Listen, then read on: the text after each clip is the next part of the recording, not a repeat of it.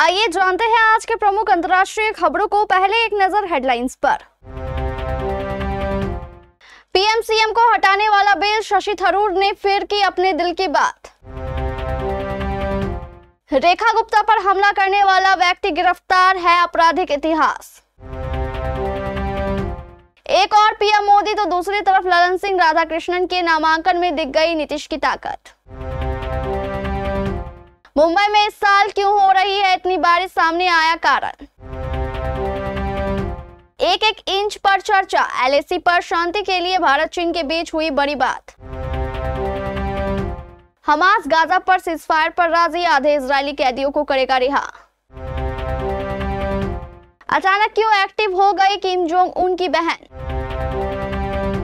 अनिल अंबानी की कंपनियों को लगे पंख, 2 दिन में 10% से ज्यादा बढ़े शेयर। और इस दिग्गज की सिफारिश पर शुभमन गिल को मिली उपकप्तानी।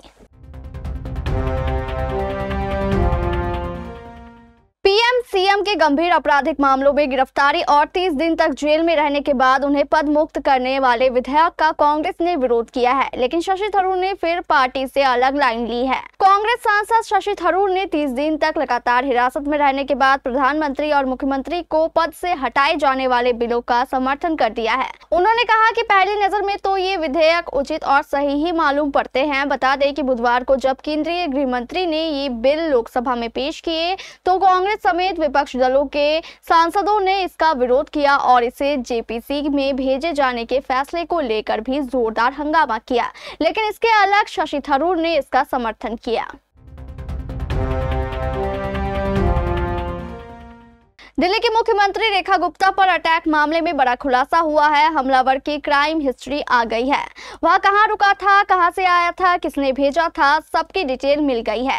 दिल्ली की मुख्यमंत्री रेखा गुप्ता पर हमला करने वाले को किसने भेजा, कहां से आया, कहां रुका, क्या वह आदतन अपराधी है, अब उसके साथ क्या होगा, इसकी एक डिटेल आ गई है। दिल्ली पुलिस हमलावर राजेश भाई खिमजी भाई सक्रिया की एक गतिविधि की जांच कर रही है। थप्पड़ मारने का केस तो बनता ही है, अब उसके खिलाफ हत्या के प्रयास का भी मुकदमा दर्ज किया गया है। ये भी पता चल गया है कि वह आदतन अपराधी है। इसके खिलाफ पहले से ही 5 मुकदमे दर्ज है।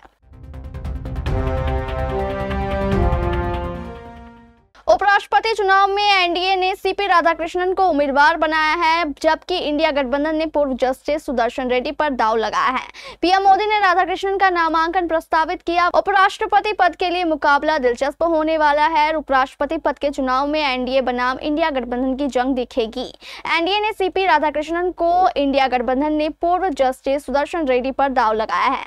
उपराष्ट्रपति चुनाव के लिए एनडीए कैंडिडेट सीपी राधाकृष्णन ने आज यानी बुधवार को अपना नामांकन पत्र दाखिल किया। सीपी राधाकृष्णन के नामांकन के वक्त खुद पीएम मोदी मौजूद थे। इतना ही नहीं, पीएम मोदी तो खुद उनके मुख्य प्रस्तावक बने। सीपी राधाकृष्णन ने नामांकन में 2 चीजें साफ दिखाई दी। पहली एनडीए की मजबूत एकता, दूसरी नीतीश की ताकत। दरअसल सीपी राधाकृष्णन ने जब नामांकन भरा तब पीएम मोदी के अलावा रक्षा मंत्री राजनाथ सिंह, गृह मंत्री अमित शाह, ललन सिंह, चिराग पासवान समेत अन्य टॉप केंद्रीय मंत्री और एनडीए के नेता भी मौजूद थे। सीपी राधाकृष्णन ने 4 सेटों में नामांकन दाखिल किया। इनमें से प्रत्येक पर 20 प्रस्तावकों और 20 अनुमोदकों के हस्ताक्षर थे।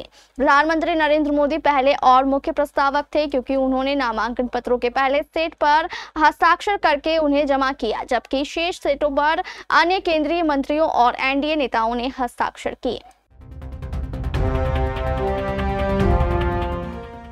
मुंबई में पिछले 3-4 दिनों से भारी बारिश हो रही है। इस बारिश का कारण कई मौसमी प्रणालियों का एक साथ एक्टिव होना है।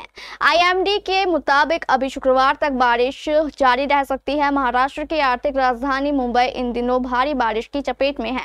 पिछले कुछ दिनों से लगातार मूसलाधार बारिश ने शहर का जनजीवन पूरी तरह अस्त व्यस्त कर दिया है। मंगलवार को मात्र 24 घंटों में कई इलाकों में 300 मिलीमीटर से ज्यादा बारिश दर्ज की गई। भारतीय मौसम विज्ञान विभाग यानी कि आईएमडी के मुताबिक इस साल अगस्त का महीना पिछले 5 सालों में सबसे ज्यादा बारिश वाला साबित हुआ। लेकिन सवाल यह है कि आखिर मुंबई में इतनी बारिश क्यों हो रही है। आईएमडी के वैज्ञानिकों ने बताया कि मुंबई में हो रही इस भारी बारिश का कारण कई मौसमी प्रणालियों का एक साथ सक्रिय होना है। सबसे बड़ा कारण है मॉनसून ट्रफ, जो एक लंबा निम्न दाब क्षेत्र है। यह पाकिस्तान से लेकर बंगाल की खाड़ी तक फैला हुआ है और मॉनसून का एक अहम हिस्सा है। इस बार यह ट्रफ दक्षिण की ओर खिसक गया है, जिसके चलते भारी बारिश हो रही है। इसके अलावा उत्तर पूर्वी अरब सागर और गुजरात के ऊपर एक अपर एयर साइक्लोनिक सर्कुलेशन बना हुआ है। प्रधानमंत्री मोदी की चीन यात्रा से पहले लिपुलेख, सिपकीला और नाथुला के रास्ते सीमा व्यापार फिर से शुरू करने की तैयारी है। इंच दर इंच कैसे नई दिल्ली और बीजिंग ने एलएसी स्थिरता के लिए बड़े कदमों का ऐलान किया, ये भी एक बड़ी बात है। प्रधानमंत्री नरेंद्र मोदी जल्द ही चीन की यात्रा पर जा सकते हैं। इससे पहले भारत और चीन ने बॉर्डर पर शांति बनाए रखने के लिए कुछ बड़े कदम उठाए हैं। ये कदम एलएसी यानी वास्तविक नियंत्रण रेखा पर स्थिरता लाने में मदद करेंगे। दोनों देशों ने मिलकर कुछ नए तरीके खोजे हैं जिससे सीमा पर हालात सामान्य बने रहे। भारत और चीन के अधिकारियों ने मिलकर बातचीत की। इसमें तय हुआ कि कुछ एक्सपर्ट्स ग्रुप, वर्किंग ग्रुप और जनरल लेवल मैकेनिज्म बनाए जाएंगे। ये ग्रुप सीमा पर होने वाली समस्याओं को सुलझाने में मदद करेंगे।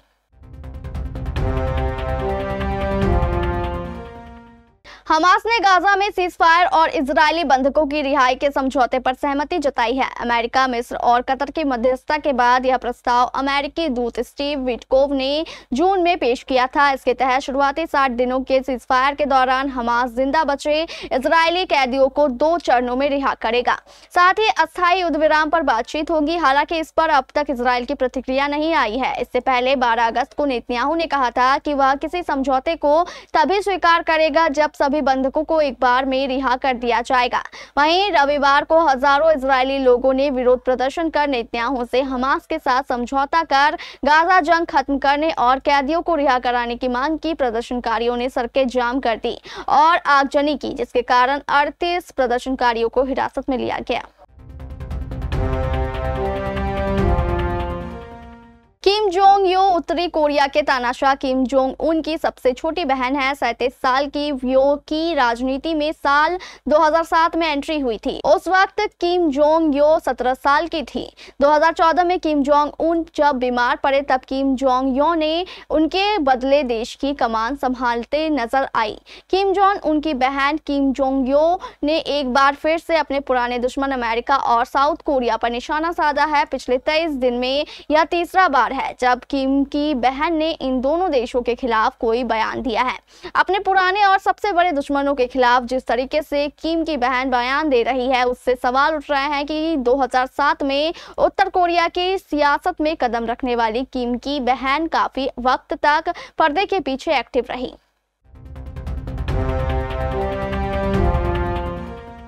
अनिल अंबानी की कंपनियों के शेयरों में पिछले कुछ दिनों में काफी तेजी आई है। रिलायंस इंफ्रा और रिलायंस पावर का शेयर पिछले 2 दिनों में 10% ज्यादा चढ़े हैं। अनिल अंबानी कभी देश के टॉप रईसों में शामिल थे, लेकिन आज उनकी अधिकांश कंपनियां संकट से जूझ रही है। अनिल अंबानी की कंपनियां रिलायंस इंफ्रास्ट्रक्चर और रिलायंस पावर के शेयरों में पिछले कुछ दिनों में तेजी आई है। ऐसा इसलिए हुआ क्योंकि कंपनी को कुछ नए प्रोजेक्ट्स मिले हैं। इन प्रोजेक्ट्स की वजह से निवेशकों को लगा कि कंपनी अच्छा काम कर रही है और उन्होंने कंपनी के शेयर खरीदे। पिछले 2 दिन में बीएसई पर रिलायंस इंफ्रास्ट्रक्चर का शेयर 10.28% बढ़कर 289.25 रुपए पहुंच गया। इस दौरान रिलायंस पावर का शेयर भी 10.2% बढ़कर 47.70 रुपए पहुंच गया। बीसीसीआई ने मंगलवार को 2025 एशिया कप के लिए टीम इंडिया का ऐलान किया। शुभमन गिल को उपकप्तान बनाया गया है। 2025 एशिया कप के लिए बीसीसीआई ने मंगलवार को भारत की 15 सदस्यीय टीम का ऐलान किया। शुभमन गिल ने बतौर वाइस कैप्टन T20 टीम में वापसी की। इसके बाद हर कोई यह जानना चाह रहा था कि आखिर अक्षर पटेल से उपकप्तानी को लेकर अचानक गिल को क्यों और कैसे सौंप दी गई। अब इस मामले पर एक नया अपडेट सामने आया है। रिपोर्ट में दावा किया गया है कि शुभमन गिल उपकप्तान के दावेदार नहीं थे। वह टी20 टीम की उपकप्तानी को लेकर चयनकर्ताओं की पहली पसंद नहीं थे। हेड कोच गौतम गंभीर ने शुभमन गिल के नाम की सिफारिश की थी। गंभीर के जोरदार प्रदर्शन के बाद सेलेक्टर्स ने यह फैसला लिया। रिपोर्ट में यह बताया गया है कि सिलेक्शन मीटिंग में कोच गौतम गंभीर ऑनलाइन जुड़े थे। गंभीर ने शुभमन गिल को फ्यूचर लीडर करार देते हुए उपकप्तान बनाने की मांग की। गंभीर के जोरदार समर्थन के बाद चयन समिति के अध्यक्ष अजीत अगरकर ने गिल को उपकप्तान बनाने की सहमति जताई।